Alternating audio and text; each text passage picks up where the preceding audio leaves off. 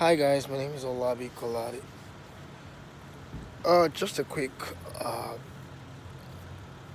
submission on the recent tragic and unfortunate scenario that led to the killings of innocent youth, Nigerian youth, vibrant, energetic, ever resilient youth when it comes to music, when it comes to movies, when it comes to agility to struggle and become someone in life, rising from grass to grace. The youth of Nigeria have always been very, very, very, very well to do and very, very, very hardworking. My interest want to now imagine in the 21st century with our civilization and the level of how globalization has actually gone so geometrically, and you have Nigeria, like Nigerian citizens in Nigeria, killing Nigerians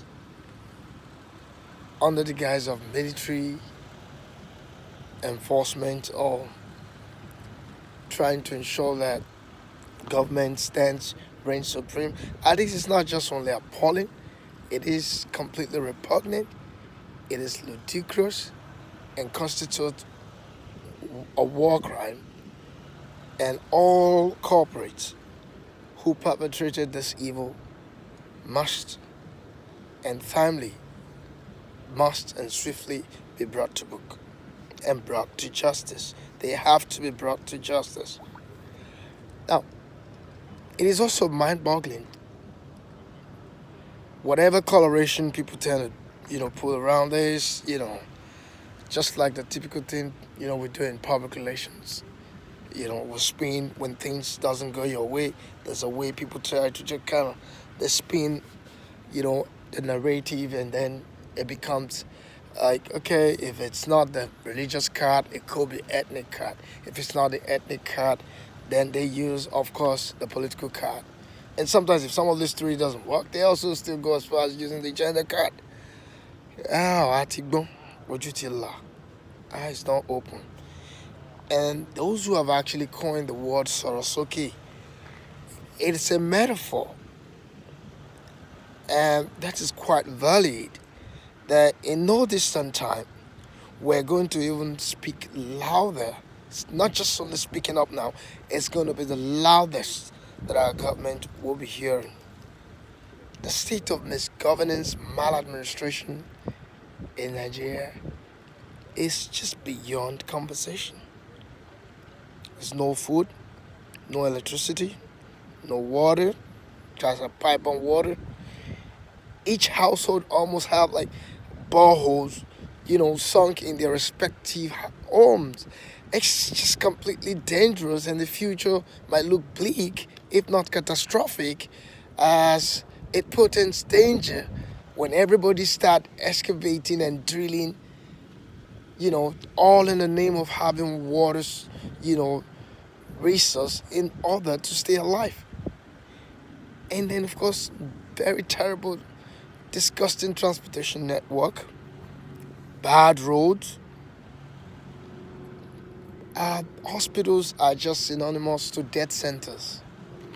Because when you get to the hospital and you find out that in some cases you have health practitioners or professionals languishing on the issue of pay raise or very low pay, and then lack of infrastructure or facility to work, and then lack of electricity. There are no bed spaces in some cases where people get involved in, incidents of road accident and all that. They're taken to the hospital. Even most recently, well commended. We have to commend those who, the first responders who actually did a whole lot of job in rescuing and trying to treat some of the victims uh, that of our gallant soldiers, our youthful, vibrant soldiers who sustain injuries that have been inflicted on them by various assailants from state actors, hoodlums, state terrorists, and those that have been sponsored by other interest group that are of obnoxious intention to just keep Nigeria stagnant. The truth is, we've woken up and we're awake. We ain't just sleep anymore. And one of the things that I find very inspiring about this momentum right now is that those tools that have always been used by the state to intimidate our people, to suppress and oppress the will, the wishes, and aspiration of our people are no longer effective because we are united. And in our unison, we call for one Nigeria, a very purposeful Nigeria, a brighter future Nigeria, an egalitarian Nigeria, and a purposeful Nigeria that would be driven by justice, fairness, complete social decent amenities provided for the citizenry. And I believe that it is high time we jettisoned this concept of trying to negotiate and tell the leaders you have to give us our right and grant us our right. I think going forward, we have to be, in hindsight right now, look at how we can integrate, irrespective of ethnicity, religious, coloration, political affiliation, and of course, gender, our faith or creed, our clans. We have to come together under one party, drive some kind of very fantastic programs, mind-blowing, human-sensitive programs that would impact the lives of Nigerians positively. I can tell you for a fact that if an American senator could be earning $175,000 annually, there's no justification for a Nigerian senator to earn more than £1 billion annually. I mean, it is just completely crazy. It is just not sustainable. It is reckless. It is irresponsible. Because the worst case scenario has not even come to a stage where we get to borrow and then we're borrowing for pure consumption, for pure recurrent expenditure. And when it comes to salaries, bogus jumbo pay by National Assembly, from the Senate to House of Rep. And then we also have reckless allowances, extra codes, and all kinds of unbelievable expenditures, often incurred by our executive, which consists of pure executive impunity.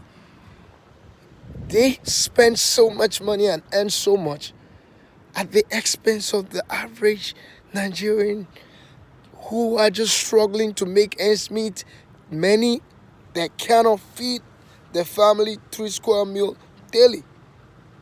I think we gotta wake up. I think it is also important right now that we need to start drawing. We need to sit down virtually, physically, passionately, and draw out document. First, our scope of electoral, exercise has always been flawed. But for us to also fix or redress it, we have to legitimately wrestle power from this set of unbelievable political class that are just synonymous. They did semblance of hyenas. And like a saying always goes, it goes that hyena's belly is never full. Our political class in Nigeria are just set of hyenas whose belly will never get filled up. They will never be satisfied. until met with something that is just going to make those flow of monies that they've abused and recklessly spent dissipate, not just over time, dissipate instantaneously. So we need to start coming up with programs that shall no longer be, because things that incentivize our politicians to want to kill, to want to maim, to get so desperate that they want to get things always going their way, is the fact that we've got so much of benefit accruable and attached to public offices. A public servant, hypothetically, is someone who should be able to be accountable, presentable, and transparent before the public. They served. Our own public servants have become our masters, and they made us technically look like slaves in our country. So we got to wake up. And I think I'm proposing just very simple logical thing. We need to fix our transportation system. We need to fix lighting, constant electricity to be fixed in Nigeria. We need to address the issue of deficit in accommodation, decent accommodation.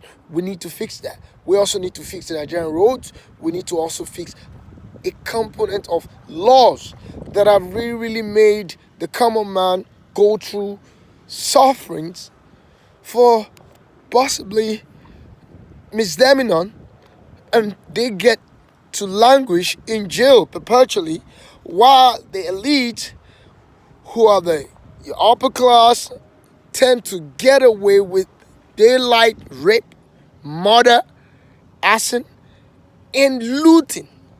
They loot our public coffers. They loot it so dry and get their kids schooled abroad, and then they're back home. They live graciously and stupendously on foreign currency. They spend more dollars than those who really control and own these dollars. They spend more pounds sterling than those who actually operate the system in the United Kingdom. They spend even more they spend more euros than those who actually trade in euros. Now, 1,000 naira is as good as getting to almost maybe $2.50. Who does that? And we expect that our country would be able to be at par within the Committee of Nations. Guys, we need to walk the talk by ensuring that we wholeheartedly, in terms of the population of youths, we command over 65 to 70% of the population when it comes to even electoral activeness and, relevance. So we can come up with a plan, holistic plan, that can be transmitted electronically. We just have to walk the walk. We got to sit down. We got to think. We got to create. We got to walk out from the side of, laws that we know. Because again, we got to think about it. It's not just the executive. You could put someone who's got good intention there to just kind of okay, go sit down as the president. If he's got bad legislative hand, he's not going to get anything done. So here comes the deal. And the game changer is actually this NSAS period. NSAS and police brutality and bad governance and daylight robbery under the guise of executive recklessness and maladministration and police brutality and gender bias.